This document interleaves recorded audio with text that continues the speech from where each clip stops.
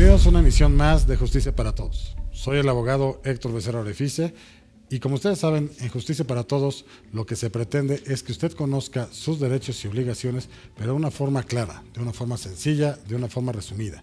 El día de hoy vamos a platicar acerca de las ciencias forenses aplicadas a los juicios orales, parte 3. Este es, insisto, el capítulo 3 de este maravilloso programa que ha sido las ciencias forenses. Le pido que nos siga la transmisión porque le puede ser de gran ayuda a usted, a un familiar o a un amigo. Vamos a una pequeña pausa comercial y regresamos de lleno a este gran programa. Muchas gracias.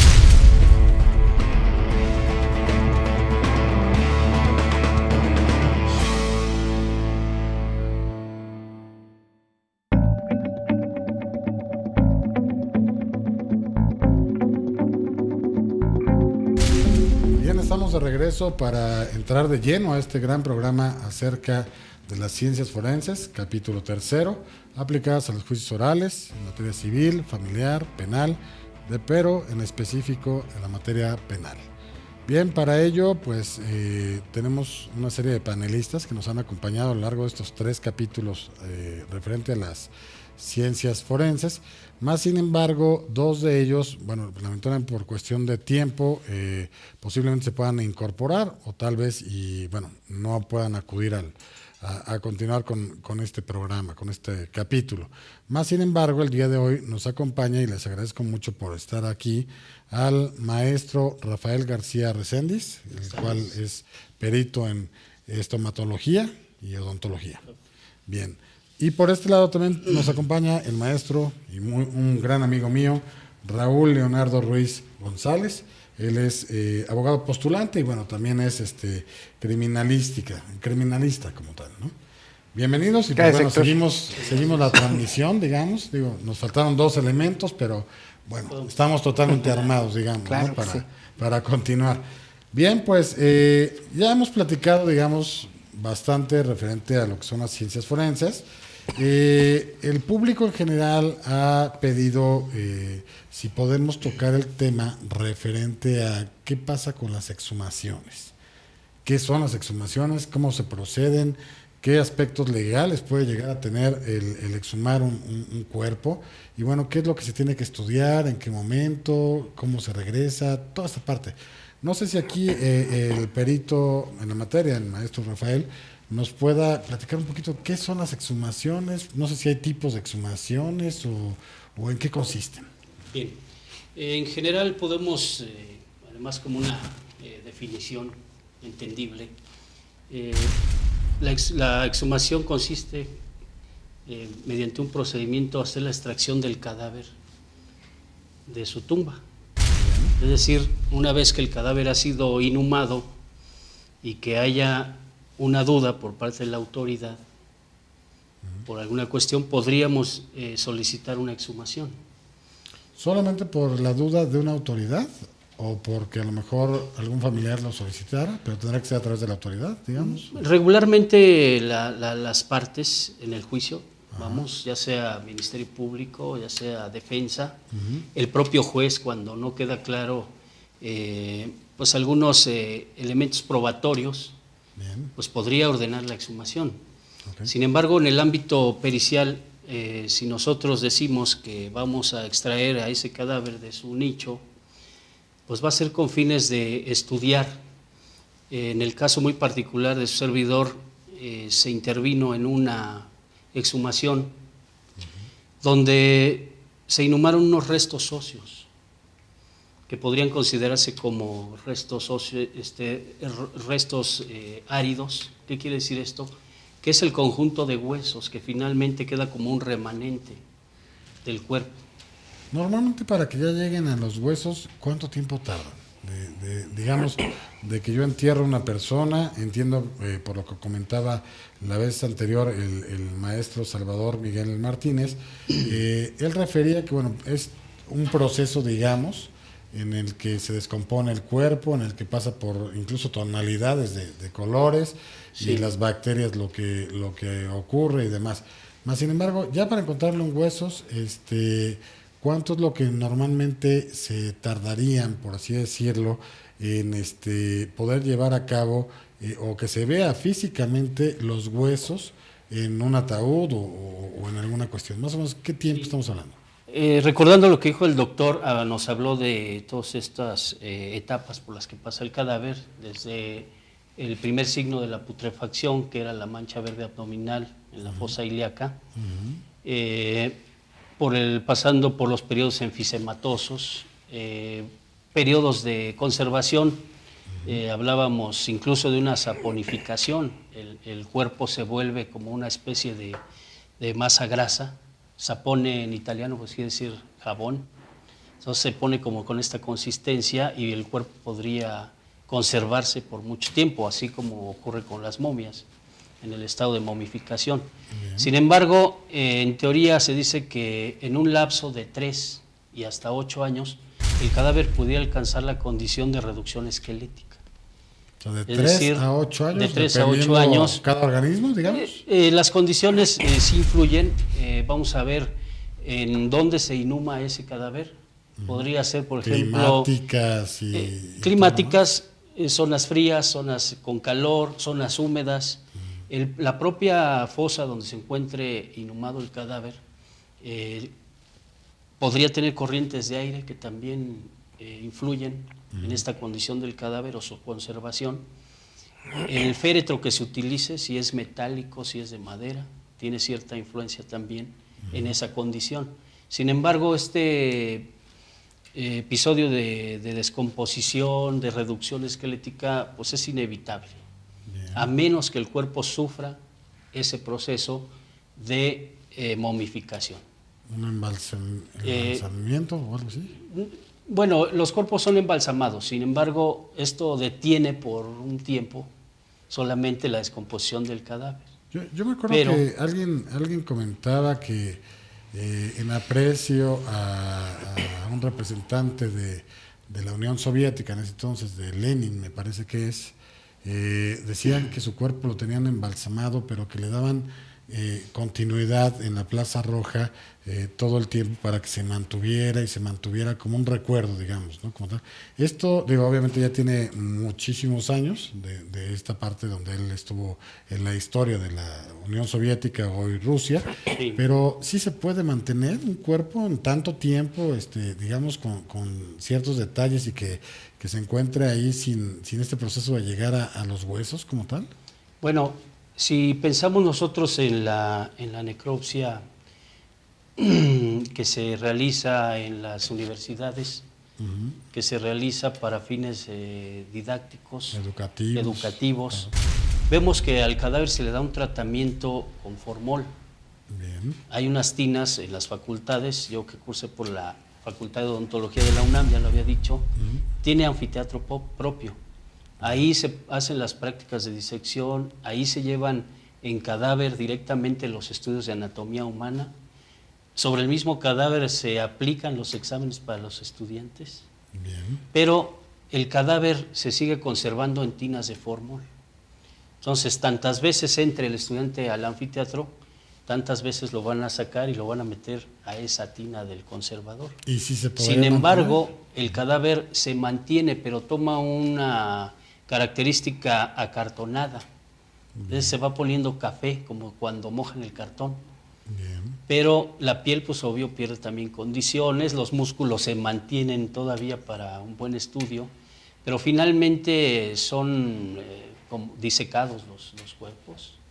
Bien. Y terminan apilados por ahí en alguna bodega. Científicos, digamos. Científicamente, digamos, se podría mantener ese cuerpo. Bien. Pero si nosotros llevamos se me ocurre, digamos, un embalsamamiento permanente, pues había que ver si tiene que tener un tratamiento periódico, que debe de tenerlo. Seguramente. Pero no creo que la condición dé para mantenerlo en tantos años, ¿no? Pues vaya, suena crudo, pero tantos años y para exhibición.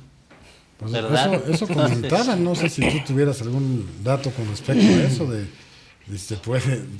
la Plaza Roja, de lo que tienen ahí de Lenin, ¿no? Sí, yo sabía la misma situación que tú comentabas, que efectivamente lo conservaban, e incluso es como un nicho para que la gente lo observe, ¿no? Claro. Entonces no sé si goce, realmente ahí sí desconozco a ciencia cierta cómo es esta cuestión, pero entiendo, por lo que sé que es a lo mejor con una cuestión de aire acondicionado, con ciertas cuestiones que están ahí, porque no está en líquido, no está en formol como indica el doctor, ¿no? Entonces debe de ser alguna cuestión que se ha renovado con los años, porque efectivamente, pues cuántos años hace de esa situación, ¿no? Quién sabe qué técnicas sean las que se utilizan, ¿no? Como tal.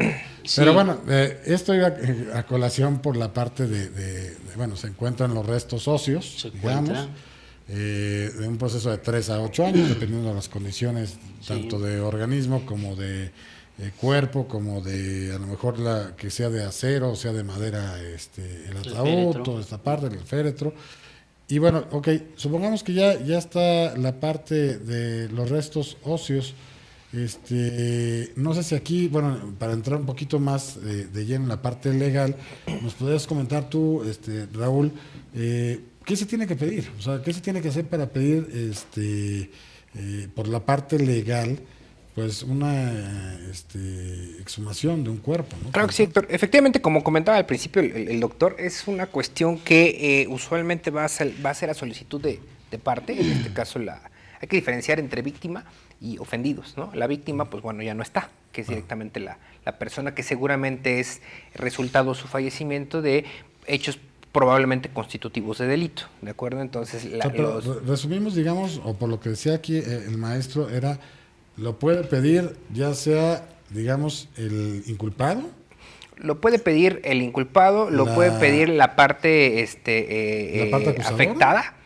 Efectivamente, los afectados o por parte únicamente del Ministerio Público o del mismo juez. En su caso, el juez, digamos, a petición propia, ¿no? Efectivamente. Hay muchas solicitudes, Héctor, en diversos asuntos, cuando evidentemente, como buen principio de contradicción en cualquier ámbito legal, el litigio, pues existen dos visiones, ¿no? Entonces, hay mucha solicitud por parte ya sea del imputado o de los ofendidos ante la autoridad para llevar a cabo la exhumación cuando la gente no siente como, te repito, yo siempre voy a la parte conductual, ¿no? Cuando no siente como ese descansar. Entonces, obviamente la autoridad no siempre considera oportuno llevar a cabo este procedimiento, por muchas razones. Una de ellas no es cosa sencilla, el doctor ya nos hablará del procedimiento meramente científico-técnico, ¿no? Wow. Pero en segundo lugar, y algo que yo me ocupo mucho porque cuando yo doy clase de criminalística, comentan mucho mis alumnos, es para no contaminar, hay que cuidarse para no contaminar. Sí, pero también para no contaminarse uno.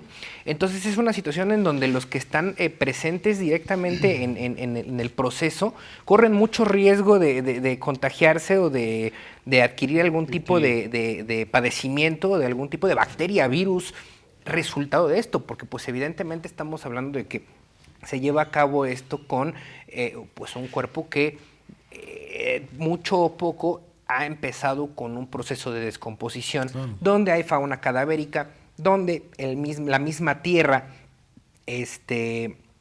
pues es distinta a otro lugar donde pudiéramos estar cerca de la tierra, una cuestión de arena incluso, ¿no? Entonces se evita por esa cuestión y también se evita, o sea, no se otorga de manera arbitraria o cada vez que se solicita, también porque si, por ejemplo, lo está solicitando el imputado y la autoridad considera que no es necesario, imagínate el duelo sin cesar que tendrían los afectados, en este caso, los deudos. Vamos, nos está ganando el tiempo, ¿no? Vamos a una pequeña pausa comercial, regresamos.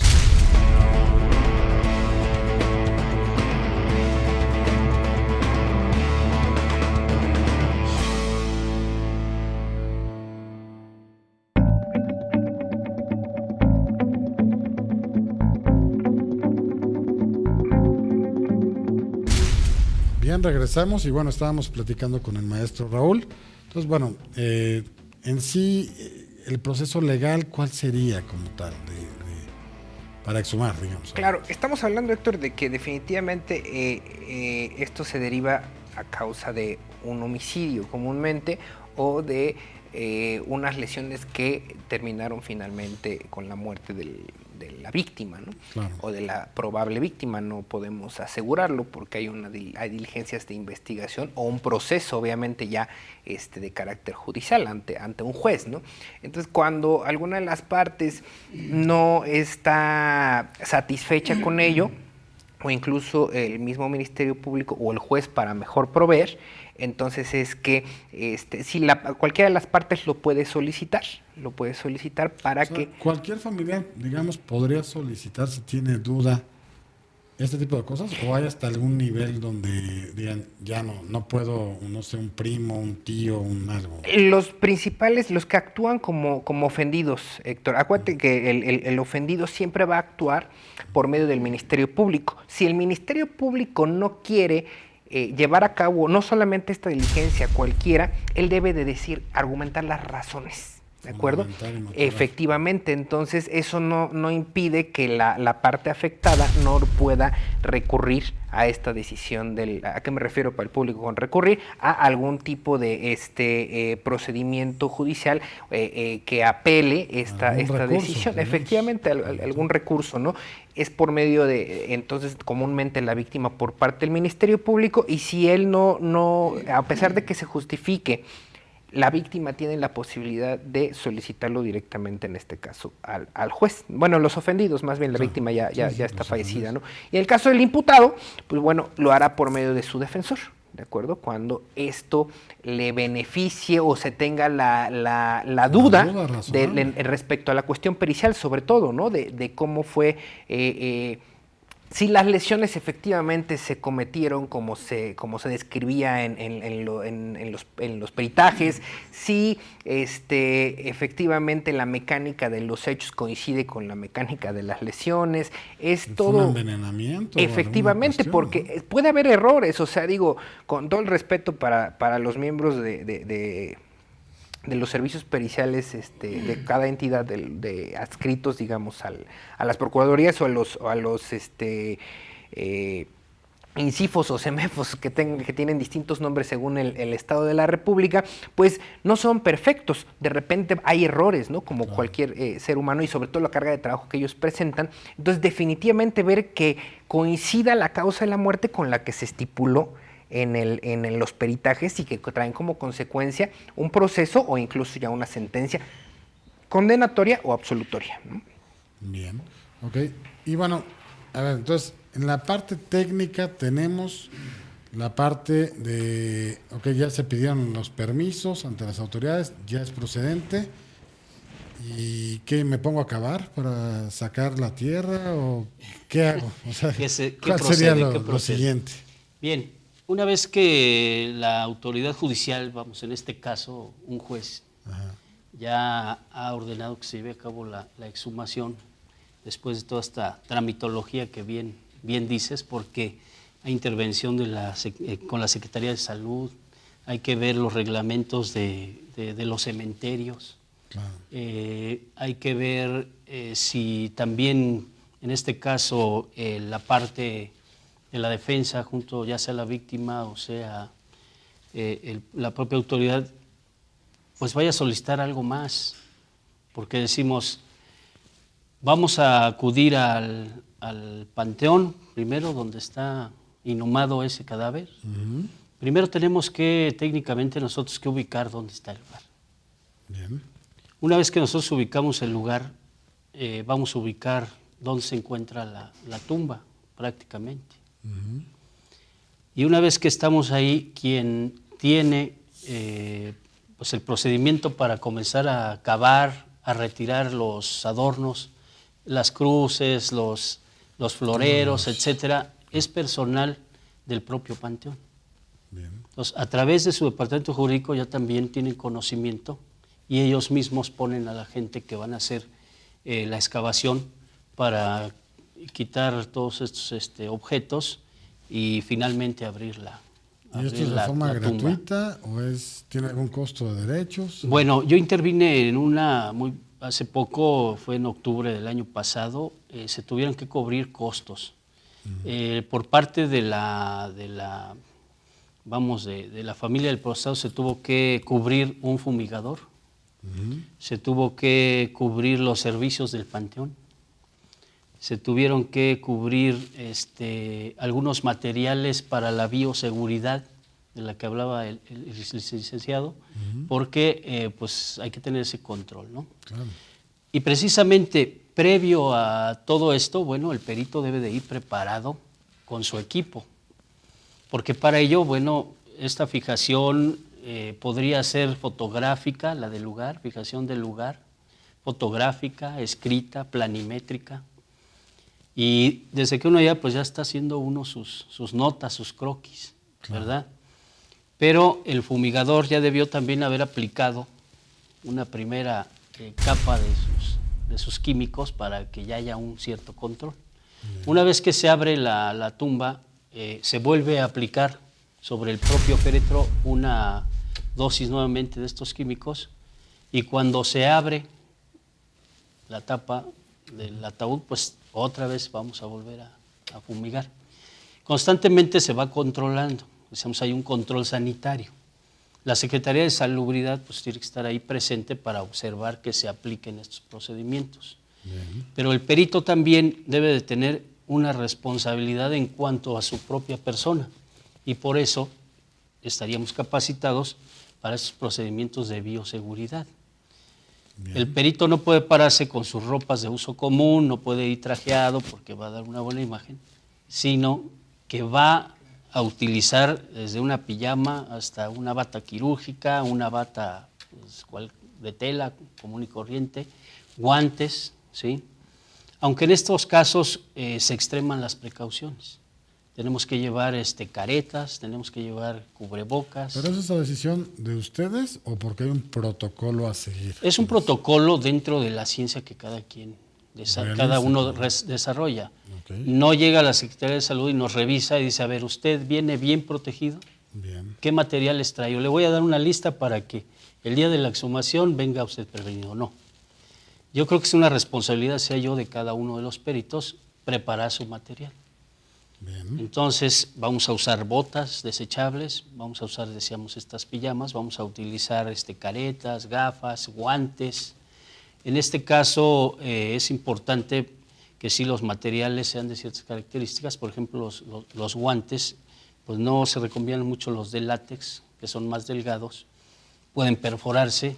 Si se pincha con alguna cosa, pues ya por ahí puede venir algún tipo de infección.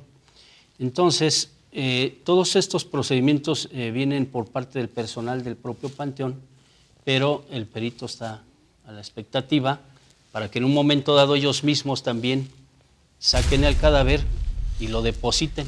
Bien. Se estila mucho lateralizar el cadáver, ¿no? Junto a la propia tumba. En el caso de mi intervención, que fue para identificar un cadáver, decíamos hace rato sobre por qué se ordena una exhumación. En este caso, bueno, pues fue con fines de identificación del cadáver, primero que nada. En el programa pasado hablamos de edad. La odontología podía llevar a cabo la aplicación de técnicas para establecer edad, hasta raza, sexo y hasta raza, ¿no? En el caso particular era una osamenta, era un conjunto de huesos propios de una sola persona, que la osamenta se refiere a esto. Eran 27 restos óseos, ¿sí? Hablo de esa diferencia porque ahora con estos entierros clandestinos y todo, pues podemos encontrar esas fosas, ya sean fosas autorizadas, fosas clandestinas, donde encontramos el osario, que es un conjunto de huesos de distintas personas. Para ubicar, pero en este caso vamos sobre un cadáver que se encuentra inhumado, y primero queremos determinar cuál es la edad.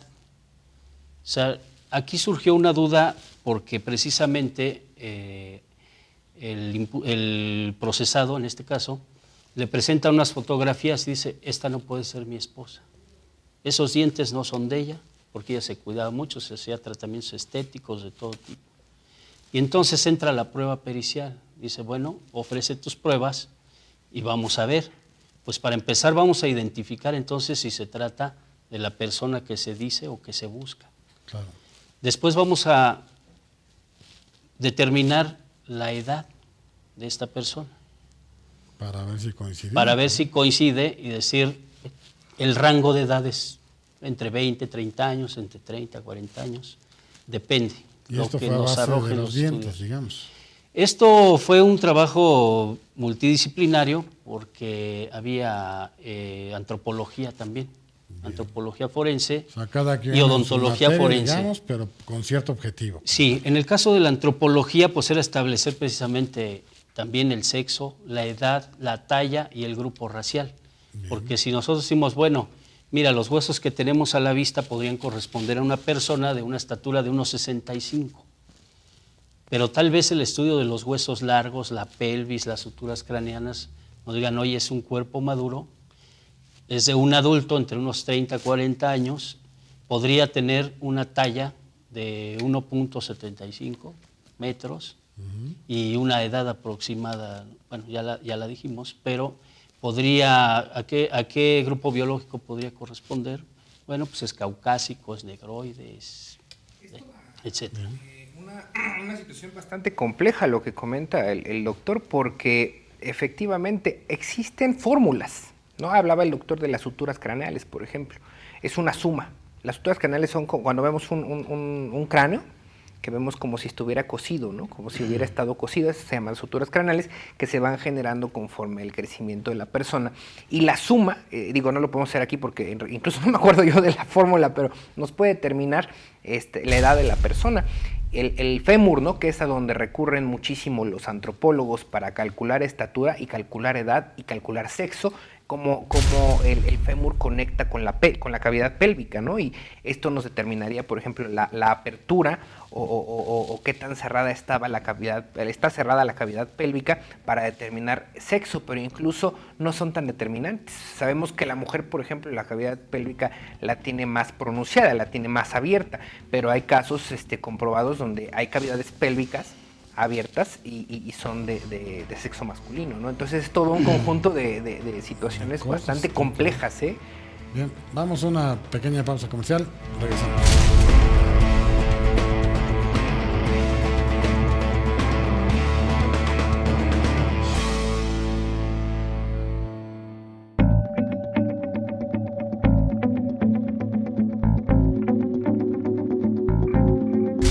Bien, estamos de regreso y bueno, seguíamos platicando con el maestro Raúl. Nos decía las cavidades, de cómo determinar para efecto de poder determinar si correspondía a una dama, un caballero. Tenemos algunas preguntas de parte del público que espero que los dos nos puedan ilustrar en la medida de lo que es posible. La gente tiene mucho la duda referente a esto que pasó de los 43, ¿no? De la gente de si con todo lo que hemos platicado se podría determinar, y en especial lo de los dientes, ¿no? Que estamos viendo que los dientes son algo muy fuerte como tal dentro de todo un cuerpo. Y para que haya ese proceso de destrucción o descomposición de los dientes, pues se necesitarían ciertas condiciones, ¿no? Como tal. En ese sentido, pues por más que digan que fueron quemadas ciertas personas o ciertos cuerpos, pues los dientes como tal, no sé si sea lógico que se puedan destruir, con qué temperatura, ¿no? ¿Qué opina usted referente a eso? Sí, en uno de los programas pasados refería en forma general, es una temperatura arriba de 900 grados. ¿Y eso se podría alcanzar si yo pongo turbocina o gasolina o diésel, maderos y demás en un lugar abierto, en un terreno? Estos iniciadores del fuego, como los conocemos, pues tendrían que haber sido, pues yo creo que regados de forma uniforme, ¿no? Primero, sobre los cuerpos, se decía que estos cuerpos estaban apilados. Y bueno, uno por uno. Si nosotros hacemos un baño de estos iniciadores del fuego, y si una vez que ha iniciado el fuego ponemos otros combustibles, materiales combustibles, son las llantas, cartón, madera seca, etcétera, pues tendríamos prácticamente una digamos, una distribución del calor que no es uniforme. Entonces, no podría alcanzar, aunque pues me lo plantean en algunas preguntas, yo no podría creer que todos estos dientes, todos esos órganos dentarios, pudieron haberse hecho polvo. Si consideramos que la dentadura de un adulto cuenta con 32 órganos dentarios, por 43. Si multiplicamos por 43 y que todos apilados se quemaron al mismo tiempo y que todos se hicieron polvo. Sin embargo, la ciencia que han aplicado las autoridades, ¿sí?, a través de todos estos grupos multidisciplinarios, médicos, criminalistas, odontólogos, etcétera, obtuvieron evidencia que fue enviada a Austria, si recordamos, y que un perfil genético identifica a uno de estos muchachos. Vaya, ya hay evidencia física. Yo no podría dudar del todo y decir, esto no ocurrió, no. Yo como profesional de las materias en las ciencias forenses diría, hay evidencia física. La evidencia física se analizó y dio un resultado positivo, y ese resultado positivo y ese material biológico recuperado podría ser susceptible de nuevos estudios, de estudios que incluso la propia defensa, ¿verdad?, a través de sus representantes de las víctimas, podrían solicitar, diciendo, bueno, ya lo mandaste a Austria, ya es positivo, pero yo quisiera que aquí se hiciera un estudio sobre esa misma muestra y a ver cuál es el resultado que yo voy a obtener. Entonces, si ahorita en el caso y las autoridades nos han dicho que hay evidencia física, que hay elementos físicos de prueba, ya no vamos a las especulaciones, vamos a la evidencia. Si alguien quiere hacer nuevos estudios, si alguien quiere ampliar esos estudios, o si alguien quiere hacer un estudio diferente, vaya, sí, había que considerar la muestra que se tiene. Y estaría facultado, ¿no? Sería viable, sí. Sería viable, y entonces sería la forma de contribuir a nuevos elementos, de controvertir los que ya están, o al juez abrirle un panorama donde no le quede la menor duda de que ese material que se analizó y que se estudió corresponde a los hechos que se investigan. Ahí es donde está la verdadera importancia de la intervención de las ciencias forenses, claro, no en las especulaciones. Si desde el ámbito científico proponemos hipótesis y las vamos a probar y obtenemos resultados de una u otra forma, ya estamos exponiendo de manera científica, de manera certera, lo que nosotros estamos obteniendo del análisis de nuestras muestras. Y eso no lo puedo yo controvertir, y creo que hay evidencia física que puede, como ya lo dije, ampliarse, controvertirse o llegar al mismo resultado. Sí, efectivamente. Tú como el buen abogado que eres, Héctor, tan profesional, recordarás que bueno, nosotros podemos emitir, en el caso de la cuestión jurídica e incluso en la pericial, una opinión muy limitada, porque al menos en el caso de tu servidor, no conozco más que lo que me ha llegado de medios de información. No conozco la carpeta de investigación, no conozco los dictámenes periciales, pero yo coincido mucho con el doctor. Sin embargo, te comentaré, uno de los elementos humanos, de los órganos humanos más resistentes y que más puede aportar información genética es justamente la especialidad del doctor, ¿no? La estomatología, bueno, en este caso la odontología. El órgano dentario es en la pulpa, tiene un rico contenido de información genética. Bien. Hasta donde yo sé, no se encontraron ningún órgano dentario. Lo que se encontró fueron restos de hueso. Eso complica la cuestión, porque sí, efectivamente, los huesos tienen contenido genético, ¿sí?, pero no tan rico como lo pudiera ser un órgano dentario, Eso no sería precisamente. No, digamos. seguramente existe el método que desconozco cómo sería en Austria. De que no lo teníamos aquí o no teníamos los elementos científicos o tecnológicos como para poder acceder, eso es un hecho, por eso delega en esta cuestión de colaboración México. Claro. A mí me sigue costando un poco de trabajo porque seguramente existen muchas técnicas que yo desconozco, pero me parece que el elemento que nos aportan los medios de información era mínimo para poder obtener esta información. Eso a mera opinión del suscrito, ¿no? Claro. Sí, sí. De tu servidor. Otra cuestión es, ¿qué sucede? Digo, yo no soy genetista, pero conozco del tema. ¿Qué sucede en el caso de que uno de los 43 no tuviera información? Es decir, que su madre, por ejemplo, hubiera fallecido o por parte de la línea materna no hubiera tías, abuelas que pudieran aportar información mitocondrial. ¿Qué es esto? La información genética se divide en dos. Nosotros como hombres aportamos la información nuclear, la mujer aporta la información mitocondrial. Si no hay la información, si no hay información nuclear, se pueden reconstruir las cadenas y determinar el parentesco. Pero si no hay una línea materna, no habría cómo poder hacer la confronta en este sentido, ¿de acuerdo? Sería inexacto. Efectivamente. Bien, bueno, todo esto fue también por motivo de una pregunta del público en general.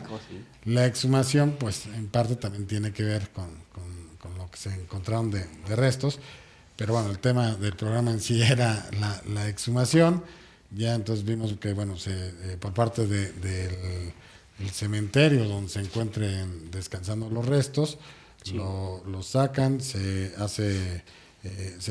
toman en cuenta todas las cuestiones de salubridad como tal, de sí, limpieza, de cuidados, tanto en lo personal como del ambiente, se colocan de un lado, se empiezan a analizar las cosas. ¿Y hay algún tiempo determinado para hacerlo? ¿O se puede quedar ahí días como tal? ¿O qué pasa con eso? Esto dependerá del estudio que se vaya a llevar a cabo. En este caso en particular, nosotros habíamos solicitado en un principio, por escrito, que los restos óseos fueran inhumados, el cadáver fuera inhumado, y se llevaran a las instalaciones del Servicio Médico Forense en el Estado de México. Y que nos los tuvieran a la vista durante un periodo de 3 días para nosotros llevar a cabo todos los estudios de fijación, de tomas, en mi caso de impresiones dentales, estudios, decía el licenciado, de suturas craneales, estudios de huesos, claro, todo lo que fuera necesario. Nosotros habíamos solicitado esto al juez, sin embargo el juez manda que le digan si el Servicio Médico Forense del Estado de México cuenta con estas instalaciones como para conservar el cadáver 3 días ahí. Y ellos responden que no. Se le manda un oficio también al jurídico del Panteón y dice, no, nosotros no contamos con esas instalaciones. Nos vuelven a nosotros a notificar a los peritos y dicen, bueno, no hay condiciones, no hay instalaciones, básicamente, ¿qué proponen? Nosotros contestamos este auto al juez diciendo, bueno, vamos a hacerlo el día de la exhumación in situ, es decir, directamente en el sitio, y necesitamos un horario de 9 de la mañana a 5 de la tarde. Esa fue la conclusión. Para nosotros sería un tiempo razonable, un tiempo suficiente para poder llevar a cabo estos estudios bajo esas condiciones.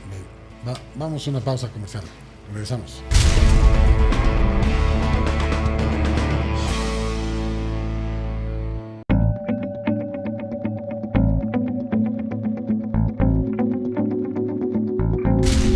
Bien, estamos de regreso en que es el último bloque y bueno, pues se quedó platicando el maestro Rafael. Sí. Estábamos platicando que se iba a hacer in situ, digamos, el estudio, sí, debido a las condiciones que se presentaban, que no se tenían ciertos lugares, ciertas cuestiones que se requerían.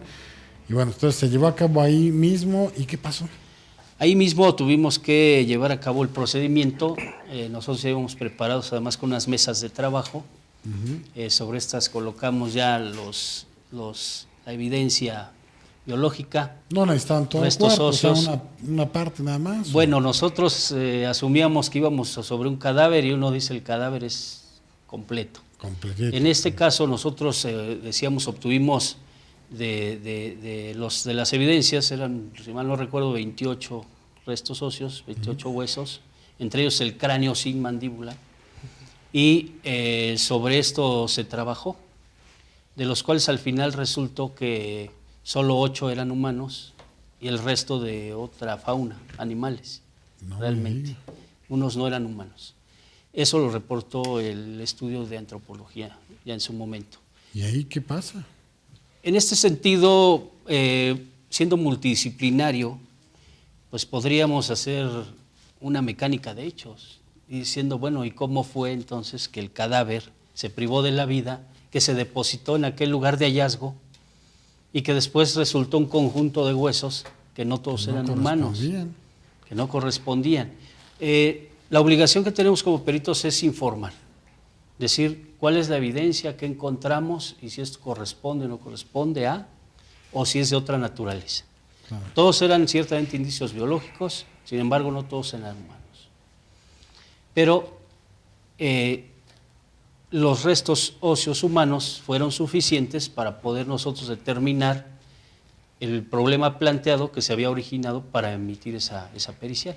Bien. Entonces, habiendo evidencia material suficiente, nosotros entregamos un dictamen completo.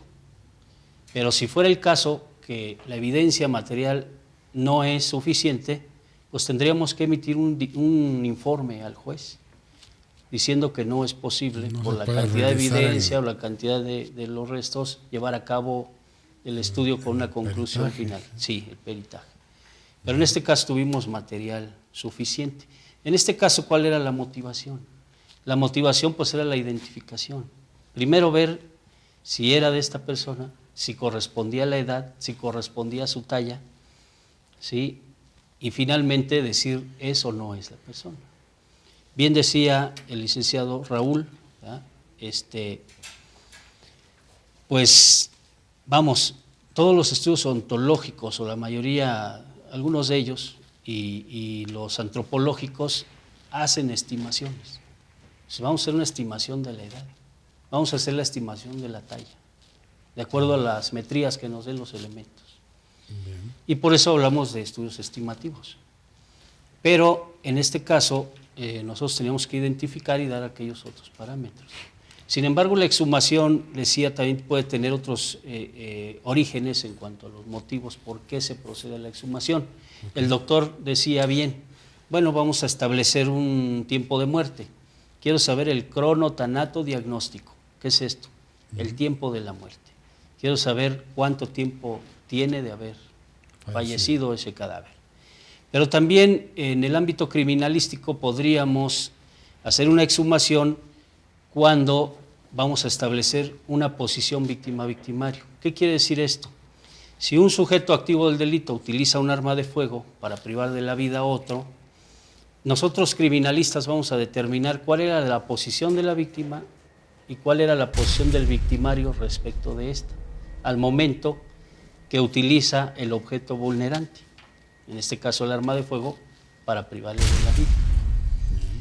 Uno de los casos que tuve por allí en Tecpan de Galeana, se llevó a cabo la exhumación por este motivo. Se decía en las testimoniales que al sujeto pasivo, a la víctima, la habían lesionado por la espalda y lo habían privado de la vida. Cuando fallece esta persona, la levantan de la plaza del pueblo, se la llevan a su rancho, como suelen decir en la provincia, llega el Ministerio Público con peritos y ya lo tenían dentro del féretro. Ya ni siquiera dejaban que se acercaran. El Ministerio Público lo que hizo, mira, nada más déjame constatar que hay lesión y con eso es suficiente. Claro. Levantó la solapa de las ropas del muertito, vio una lesión y dio por hecho que había una herida por arma de fuego. Sin embargo, en la secuela del procedimiento, del proceso ya en juzgado, había esa duda. Lo agarraron por la espalda, fue ventaja, traición, todas las agravantes del delito. Pues vamos a exhumar el cuerpo y vamos a establecer cuál era la posición víctima-victimario, y para lo cual debemos establecer la trayectoria de los proyectiles en el cuerpo. Claro. Si entró de derecha a izquierda, de adelante hacia atrás, de abajo hacia arriba. Cuando nosotros este cadáver lo exhumamos tenía 8 meses de inhumado. Entonces, todo lo que era piel cabelluda y el hemitórax izquierdo ya había sido devorado por la fauna propia del cadáver. Bien. Y se trataba de establecer si el disparo entró por el lado izquierdo del brazo, sale por la parte interna, tercio medio, vuelve a entrar al tórax y se aloja en el corazón, lesiona el órgano músculo cardíaco. Todo.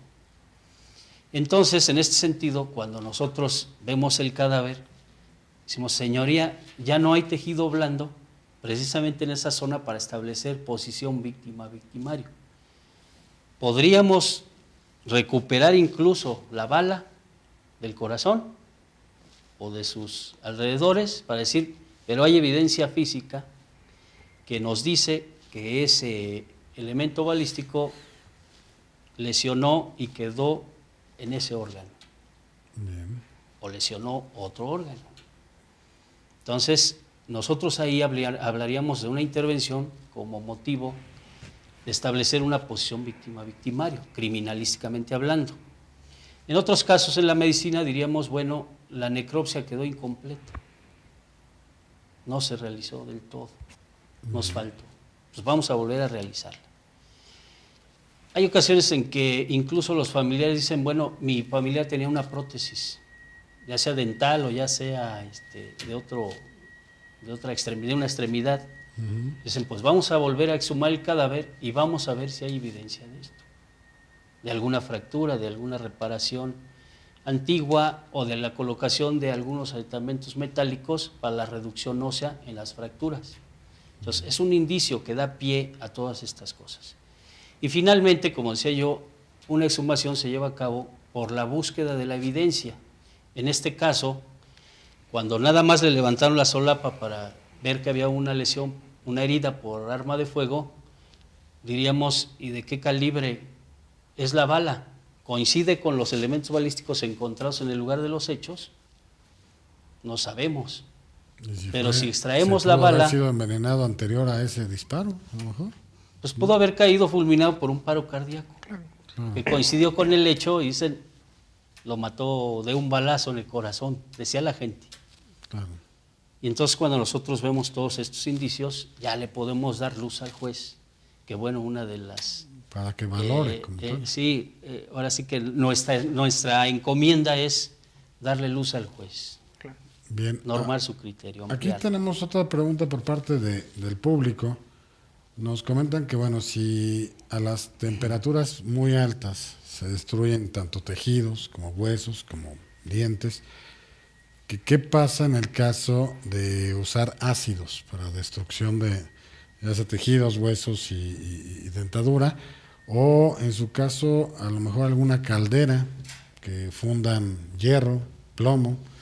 ¿Es posible ahí, por ejemplo, meter un cuerpo y que no aparezca ningún tipo de evidencia de que ese cuerpo está ahí como tal? Como bien conocemos en estos episodios de violencia y estos métodos que utiliza la delincuencia organizada, pues se han utilizado métodos químicos, Claro. métodos mecánicos, y cuando decimos, bueno, la desaparición forzada de una persona, pero ¿dónde está? Digo, baste con privarla de la vida y echarla en una fosa clandestina, en un pozo, en una, me ha tocado ver algunos, como si fuera una película, se llevan un cadáver y lo entierran en la fosa donde pensaban meter su cisterna, ¿sí? Mientras lo tapan y ahí dejan al cadáver. El caso de mandar pues un cadáver a una fundición, a una, digamos, tina de procesamiento como en las tinas estas de las cervecerías, ¿no? Está todo el líquido procesándose, fermentando. Simplemente puede caer una persona y no sabemos. ¿Quién se entera? Hasta con posterioridad. Sería muy difícil entonces determinar realmente algún señuelo que indique que ahí está el cuerpo de alguien. En el caso de los ácidos, sí hay una lisis, hay una desintegración de los tejidos blandos. Ajá. Y vuelvo, el tejido óseo, el tejido calcificado, es muy difícil de dejarlo licuado, es decir, dejarlo en líquido. Bien. Tan es así que había casos donde precisamente en la búsqueda de los indicios, en los drenajes, en la tubería de la cañería, encontraron restos óseos. Bien. Bueno, lamentablemente se nos ha acabado el tiempo del programa. Si usted tiene alguna duda o aclaración que desea realizar, digo, obviamente los panelistas, que son los peritos en la materia, bueno, en pantalla aparecen los datos de una firma legal donde usted puede localizarlos o incluso a un suscrito. Y bueno, si usted se ha perdido alguno de los programas de Justicia para Todos, en YouTube, bajo la letra Justicia para Todos, encontrará una carpeta, o también le llaman canal, para efecto de localizar todos los programas de Justicia para Todos. Ahí encontrará los 3, seguramente, episodios que hemos tenido aquí de las ciencias forenses, una vez que se han transmitido todos y que la producción haga posible el subirlos a la plataforma de YouTube. Y bueno, pues no me resta más que agradecerles a los panelistas que nos han acompañado, a la producción que haga posible el mismo. Y bueno, quiero agradecerles a ustedes, televidentes, ustedes que nos han sintonizado, que les gusta culturizarse más acerca de temas legales. Les deseo una excelente noche. Sintonícenos en un programa más de Justicia para Todos la próxima semana, miércoles 9 de la noche, en este gran canal que es Vibra TV. Y bueno, recuerden nuestro lema, el cual dice: la justicia es ciega, nosotros no.